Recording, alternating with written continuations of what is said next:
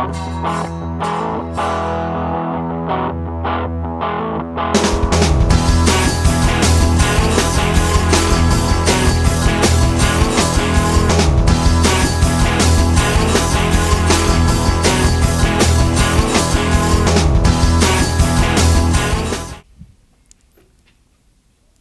Webster City Middle School. I'm Mary, and this is Kyle.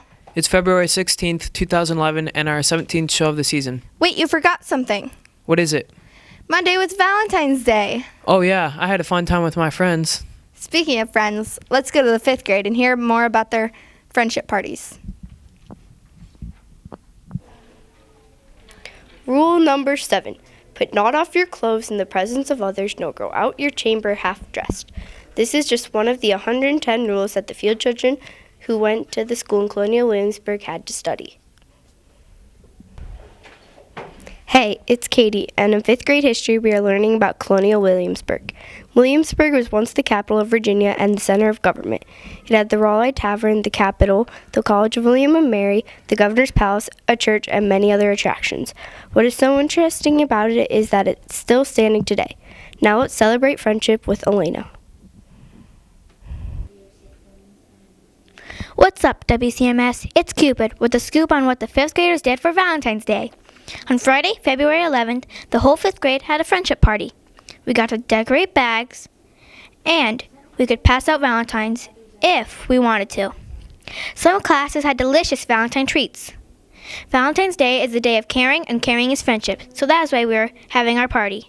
Now, let's all spread kindness to the world. Now to the anchors. Friendship. To be or not to be? What? I'm getting my acting skills in check. While you do that, let's roll on over to the 6th grade. Hi, this is Grace, here to tell you all about what the 6th graders did on Valentine's Day. No, not a party, but a musical. We went to go see a play in Ames about King Tutankhamun, better known as the boy King Tut. The play, or better yet, musical, skipped around from Howard Carter's discovery of his tomb and reenactments of what King Tut might have done. In the end, they reenact a way Tut might have died. However, we now know this is not a possibility, thanks to modern research and technology. The musical was very entertaining, though I thought the costumes and set could have been more accurate to what ancient Egyptians really were and how they really lived. I don't want to give away too much, so if you want the details, go to your nearest 6th grader. Now to Kyle for another 6th grade report. Hey, it's Kyle, and in PE we have been rollerblading while listening to many different songs. We also do a game while rollerblading. We play 4 corners. At the end of rollerblading unit, the winners will be awarded their fabulous prizes. You may notice a difference this year from last. We have to wear helmets for safety precautions. We still wear wrist guards though. If you have a helmet that is made for rollerblading laying around at home, you can bring it in, but make sure it is safe to use. I have to go now. Here are the anchors.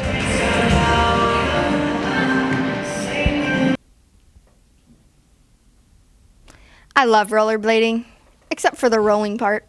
Isn't that the most important part? It may be, but I bet some of the teachers remember roller skating here in Webster City. There was a skating rink here? Yeah, I've heard a few stories from Mrs. Brock, but we're not roller skating. We're rollerblading. There's a difference, a very scientific difference. Yeah, why don't we go to the 7th grade to hear more about science? Have you ever seen kids carry around hearts with them between classes? Hey, I'm Cole, and I'm reporting on life management. Mrs. Adams told us to carry a heart around with us to see if we surround ourselves with good people or not so good people. If someone makes fun of you, jokes with you, or insults you, fold your heart. Hey, Giant, how's the weather up there? If someone compliments you or congratulates you in something, You're good at basketball. unfold your heart. At the end of the day, if your heart is torn or has lots of folds, you aren't hanging around with the right people. If it only has a few creases in it, you're doing good. Well, that's all I have. Now let's see what Kayla has on science. Have you heard about photo finishes lately? Well, that's what the 7th graders have been working on in science. Hey, this is Kayla. In science, we've recently been working with photo finish racing on the computers. Photo finish is when you have two different objects and you try to get them to finish the race at about the same time. The tricky part is that each object has a different speed that they can go. One will have a head start and the other one will start at whatever time you tell the computer to start it at. Then start the race and see them go. We figured out the speed and time by using a speed formula. Then we graphed the speeds on a single graph and compared them. We learned that the one with the steeper slope was the faster one. Now let's race on back to the anchors. If people think before they talk, we wouldn't need those folded hearts.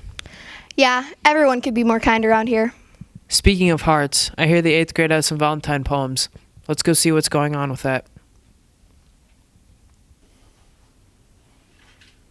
Passions. What are passions, you ask? Passions are something that you love to do, something that you could be good at and could spend countless hours reading or talking about. And can be anything from baseball to science to, well, you get the point. Let's go ask a few of the teachers and students about their passions. What are your passions? My passion is playing piano. Football. Baseball. So, Mrs. Turpin, what is your passion? Helping students realize that knowledge is important and that the choices that they make, their character choices, help decide who they become. So, what are your passions? I like soccer. Basketball. Softball. Football. So, Mrs. Trueblood, what is your passion? My passion has always been reading. I love to read about adventures and mystery and suspense and try to figure out what's going to happen before the end.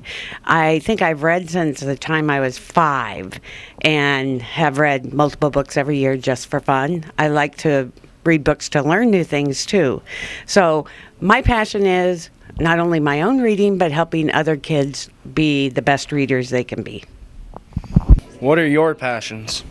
Probably one of my greatest passions is any athletic type of thing. Football, wrestling, track, not basketball.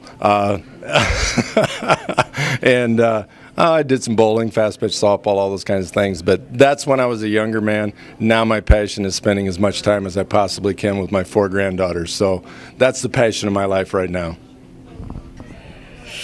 Oh, I don't know, soccer. Playing guitar and basketball. Playing my guitar. Remember, pursue your passions. Now here's Courtney. Hey everyone, it's Courtney, and Monday, February 14th was Valentine's Day. Traditionally, people just buy a cute card with a rhyme inside or pick out some candy hearts with a cute saying on it. But some of our 8th grade students came up with their own ideas. Hey, it's Courtney, and I'm here with some girls from the 8th grade hallway. So girls, what would you put on a conversation heart? Cal's awesome. Hugs and kisses. Call me. Finish the rhyme, roses are red, violets are blue. But no one's higher than you. No one as sweet as you. If you could make your own conversation heart, what would you put on it? A heart. I love Courtney. Finish the rhyme, roses are red, violets are blue. Maddie is cool. Oh yeah, that's true. I love JB. How about you? I love cookies. How about you? Now here's the anchors. So Mary, what's your passion?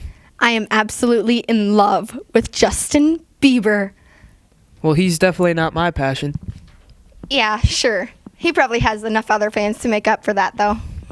But we don't have time to count them. And remember, the trimester ends on February 28th. And remember, kids who are going to D.C., there's a meeting tomorrow after school at 3:30. And for those athletes, make sure you turn in your uniforms. So we'll see you next time From the middle.